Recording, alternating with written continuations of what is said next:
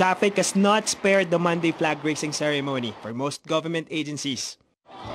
The program usually begins at 8 in the morning, but not for this office in Pasig City. Its employees are having difficulty making it on time because of the worsening traffic situation. So, they moved the program by 30 minutes. Ma'am, nung 8 o'clock ba, kumusta yung attendance? Mababa.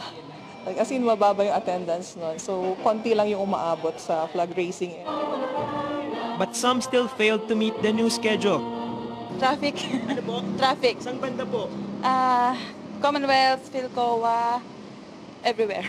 Usually kasi 1.5 hour lang yung biyahe ko or 2. Pero ngayon parang inabot akong 3 hours. Traffic. Sobra. Hindi lang every Monday, every day na ngayon. Len Gutierrez left Antipolo past 6 in the morning. Past 9 na ako dumating. So I spent 2.5 hours sa biyahe.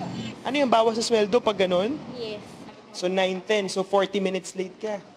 Aside from the stress of travel, Len feels she's become less productive. Iniisip mo rin yung work kasi nakakahiya, late ka, tapos yung mga trabaho, so kailangan pa magbilin.